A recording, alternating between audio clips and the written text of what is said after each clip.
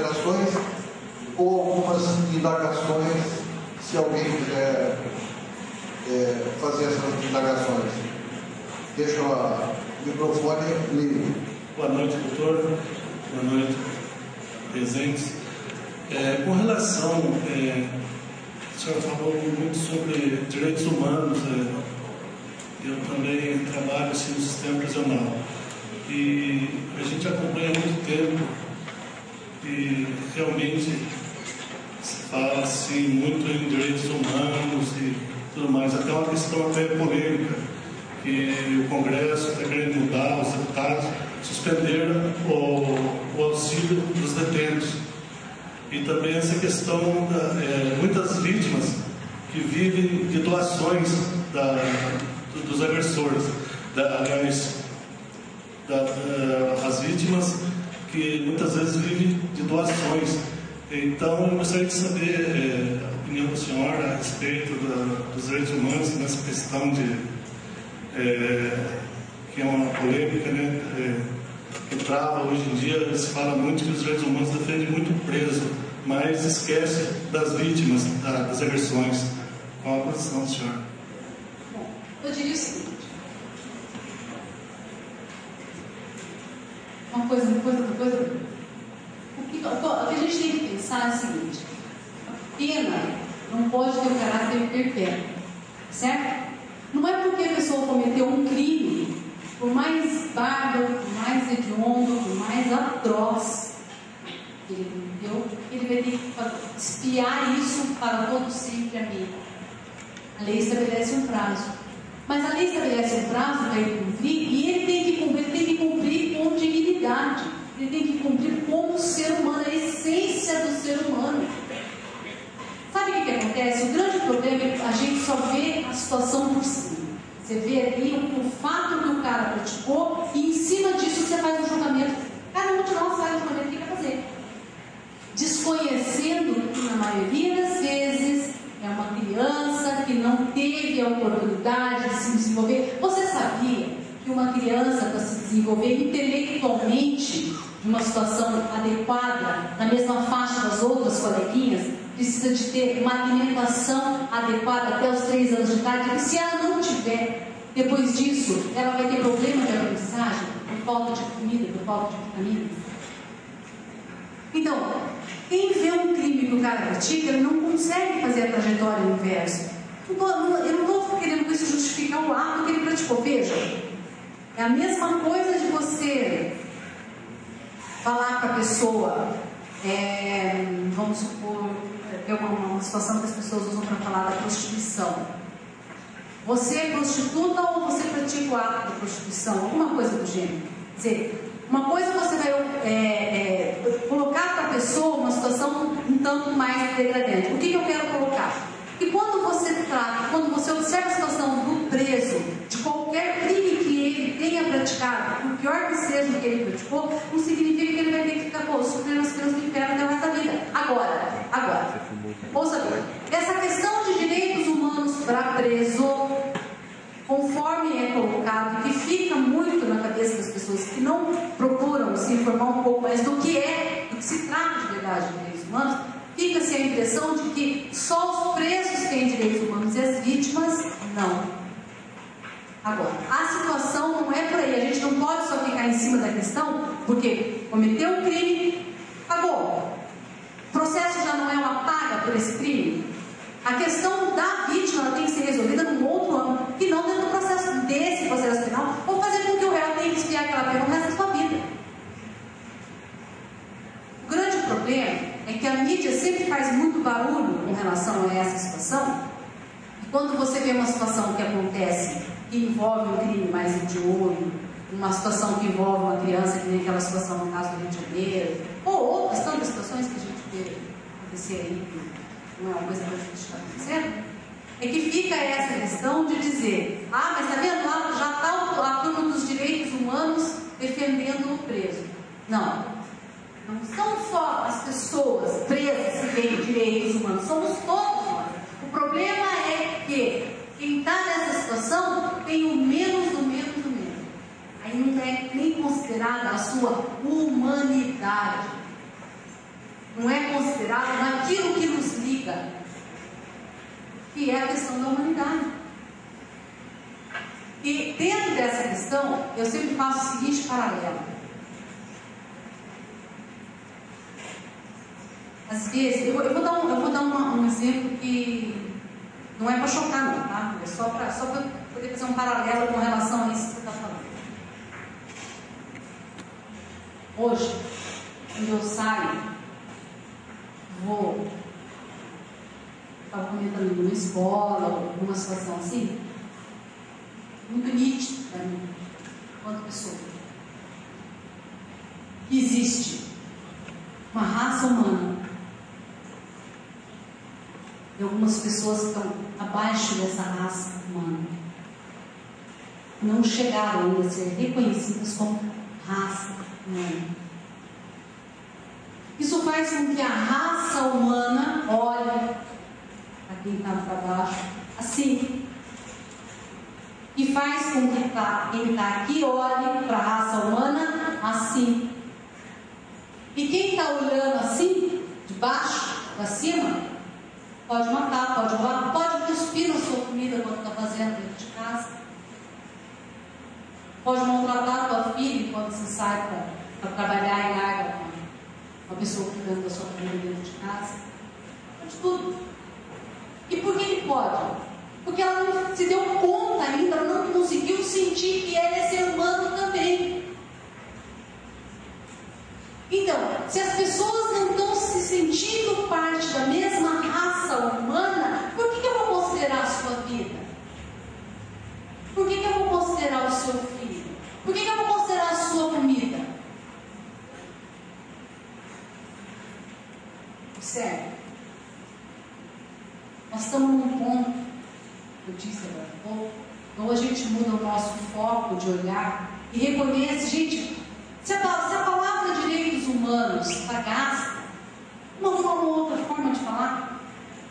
Vamos falar o resgate da dignidade humana? Que os direitos humanos nada mais faz do que relevar a dignidade humana. E o que é a dignidade humana? Como disse o meu nobre colega Gilberto Jacói aqui, um artigo, ele faz o resgate de onde começa a dignidade humana, que é da morte e não da vida. Não vou contar a história porque senão. Mas leiam esse artigo que está no Direito e Sociedade do Ministério Público, que aliás é muito interessante para poder conseguir. Quando a gente consegue compreender o senso da dignidade do ser humano, o que é que nos faz irmão, o que nos liga é exatamente essa humanidade que somos filhos do mesmo Pai, querendo ou não, aceitando ou não. A questão de condição social é a sociedade que coloca. Agora, vamos resgatar a dignidade do ser humano, porque não é porque ele cometeu um crime, por mais bárbaro que seja, que ele tem que ser escalpelado em casa pública. Isso não pode, nem para um, nem para outro, nem para ninguém. Então, nem a vítima tem o direito à sua vingança pessoal com relação ao crime cometido. Porque para isso existem os mecanismos legais. Ou não? Entendi?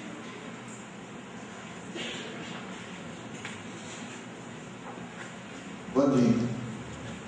Boa noite, doutora Edna. Meu nome é Vanderlei, sou funcionário público lotado aqui na casa, também sou um representante do Poder Legislativo do município. Eu gostaria de uma opinião da senhora. Hoje, na modernidade, da forma de educar os nossos jovens, as nossas crianças, e no pensamento da coibição, lá na frente da criminalidade, o que a senhora acha da forma como as crianças estão sendo educadas? Por exemplo, ao meu ver, os próprios professores, os pais, com os direitos humanos, com o Estatuto da Criança, não foi tirado muito esse poder de educar dos próprios professores e também dos pais. Eu sou, apesar de não ser tão velho assim, mas eu fui educado de uma forma mais rígida, no qual, no meu conceito, foi uma forma ideal de educar. Hoje, nessa modernidade, a senhora não acha que está cessando ou está cortando o poder do professor e dos pais na forma de educar os seus filhos? Eu acho que isso aí é uma desculpa para quem não quer educar filho. Eu acho que é desculpa para o professor que não quer exercer a sua autoridade da forma como deve ser exercida na sala de aula. O que acontece? Por que eu estou dizendo isso? E eu posso dizer isso muito complicado, sabe por quê? Eu tenho 2 filhos. Trabalho fora, de chegar em casa às 10 horas da noite também, e conseguir dar conta do recado. Meus filhos não usam droga, meus filhos estão na faculdade, meus filhos, graças a Deus, são gente produtiva, graças a Deus. Mas, desde pequeno, se ensinam não. O grande problema da educação da criança hoje em dia, qual é? A criança, desde pequena, lembra que eu falei do desenvolvimento emocional, que os médicos falam, gente? A criança, desde pequena, para ela ter condição psicológica de conviver socialmente, ela tem que ter frustrações desde pequenininha. E ela tem que saber quando não é não e quando sim é sim. O grande problema hoje é que a educação dos nossos filhos, eles acabam de alguma forma, em determinado momento, perturbando tanto a nossa cabeça que você fala, não, daí você fala, vai. Pronto, você começou a deseducar o teu filho, você começou a entregar a droga. Então, o grande problema é, eu, Edna Maria Silva de Paula, acho que a maior missão que a gente tem nessa terra é educar filho. É encaminhar filho na vida. O resto é fácil. Porque isso exige um trabalho dioturno, incansável, todo dia. E todo dia você tem que falar a mesma coisa. E é todo dia. O que você faz? Até que hora você dorme, cidadão? É 9, 10 horas, a mãe fala mentira, até meio-dia, 1 hora. E qual a primeira coisa que você faz quando você acorda? Eu assisto televisão. Você assiste televisão? Que hora você escova os dentes? Que hora você toma café? Que hora você arruma tua cama? Mas quando você lava tua cueca, você lava o teu tênis, as mães começam a ficar morrendo de vergonha por ver que estão criando uns parasitas dentro de casa. Porque o sujeito não é capaz nem de arrumar a própria cama. O sujeito não é capaz de escovar os dentes quando levanta e chega na frente da promotora porque ele tá com a jacaré. E aí você fala assim, escuta, mas isso não faz parte do processo educativo? E aí você pergunta para ele, mas você não escovou os dentes? Não. Sabe por que ele não escovou os dentes? Porque a mãe dele não falou para ele desde pequenininho que ele tinha que escovar o dente todo dia. Isso faz parte do processo educativo. Porque a educação é que nem aprender a dirigir. Quando a gente começa a dirigir um carro, você tem que pensar, você tem que pôr o pé na embreagem, ligar, é todo um mecanismo que você tem que ir pensando como é que você faz até que ele se torne natural, você não pensa mais nele. O processo educativo é exatamente a mesma coisa. E se você um dia não falar, depois ele vai falar, nossa, minha mãe me falou, não escovei o dente hoje, minha mãe me falou que eu tenho que escovar. Esse processo é extremamente desgastante. E não é para todo mundo, sabia? Criar filho não é para todo mundo. Por isso hoje você vê aí coisas absurdas acontecendo, você vê gente que compra presente para aplacar. Gente, vocês querem uma coisa que eu acho extremamente equivocada na parte da educação, me perdoa quem faça isso, mas eu nunca fiz, é dar presente para alguém que te jornal na escola. Não vai mais com obrigação. O neguinho não vai mais com obrigação de levantar cedo para ir na escola. Não faz mais com obrigação de tirar nota de graça. Ele só existe para isso com obrigação, de preocupação do tempo. Aí vou presentear o carinha porque ele passou no vestibular, entendeu? Até passar no vestibular já acho que é um outro velho. Existe uma necessidade. Mas tudo bem, não vamos ser tão radical também, né? Mas, gente, dentro desse contexto, existem dois fatores importantes. Primeiro, que é a questão da religiosidade da família. Eu acho imprescindível. Qualquer que seja a religião, a família tem que trazer a criança desde pequena com a noção de religiosidade. Qualquer um, não importa qual. Agora, não adianta mandar as crianças para a igreja, não. Tem que ir pai e mãe também. Certo? Senão, não adianta. Porque nós somos o único exemplo, o único espelho dos filhos. E depois nós vamos nos ver refletidos nos filhos. Eu falo que a minha filha hoje, jocosamente falando, uma forma de brincar, eu falo que a minha filha é muito melhor que eu. Eu sou o rascunho dela. Entendeu? Por quê? Porque aquilo que eu o meu parece que ela não pegou ainda bem. contexto, você começa a observar que a religiosidade é extremamente importante. A presença dentro de casa é extremamente importante. Presença não só física, mas a presença com o telefone. Vocês conhecem a historinha do Nova Fé? Vou contar bem rapidinho, que é um negócio de escola, que eu descobri isso na escola. É uma criança cujo pai nunca participava, não tinha mãe, e o pai nunca participava da reunião da escola. E o aluno era exemplar. A professora um dia falou para o pai: eu fulaninho, queria muito conhecer o teu pai. Daí ele mandou um recado, a professora mandou um recado para o pai para perguntar como é que ele conseguia, não sendo presente, que aquele menino fosse educado, estudioso. E ele mandou um recado para a professora da seguinte forma: que ele era caminhoneiro. Quando ele saía, o filho ainda estava dormindo, e quando ele voltava, o filho já estava dormindo, sozinho no final de semana. Mas que quando ele chegava em casa à noite, ele ia no quarto, ele beijava, ele rezava com o menino, abençoava o menino e dava um nó no lençol para mostrar que ele tinha estado lá. Então, não é a presença física que é o mais importante nas relações, tanto nisso não é, porque você pode ver que tem um monte de família que tem mãe dentro de casa com casada e também não está certo. Qual é o contexto? Eu acho que a primeira coisa é essa presença de Deus na vida da família mesmo, que eu acho que isso é, e isso que eu estou falando, gente, não só por uma questão prática minha de praticar a espiritualidade, mas por observar que os grandes problemas que passaram pela promotoria, a falta de Deus é uma coisa flagrante, a ponto de perguntar e a ponto da pessoa responder. E não. Agora, a questão da autoridade dos professores. É lógico que os professores concordam que um elemento muito forte é a questão da mídia, é a questão dos jogos eletrônicos. Então, a escola hoje se tornou uma coisa obsoleta, se tornou uma coisa sem nenhum atrativo. Já está provado que a criança não consegue manter a sua atenção por mais que 28 minutos seguidos. Então, a escola vai ter que se reinventar, ela vai ter que ser repensada. Hoje o modelo que está aí ainda é esse. Outra coisa, gente, básica, elementar. Quem não cumpre regra de convívio social acaba onde?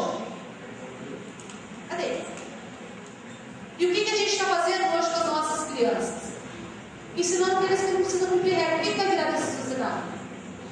Então eu acho que a questão hoje de educação dos filhos, não adianta você jogar. Os pais, de alguma forma geral, já jogaram a responsabilidade para a escola, que não era da escola, agora vai ser, tem que ser. A escola vai ter que ser parceira para assumir essa bronca. E se vocês observarem, pode procurar na internet. Vocês vão ver que as escolas onde conseguiram abaixar o número de violência ao entorno da escola foram as escolas onde houve parceria entre os pais e a direção da escola, onde a escola se abriu no final de semana, onde a escola se abriu para atividades entre pais e filhos dentro da escola no final de semana. Essas aniquilou a questão de violência.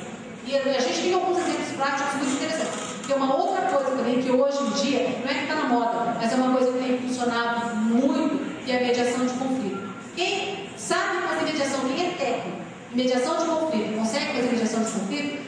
Nós temos alguns exemplos em algumas penitenciárias do Brasil hoje, muito interessante. A PAC desenvolve um trabalho em algumas penitenciárias em Minas e São Paulo, muito interessante nesse sentido de mediação de conflito.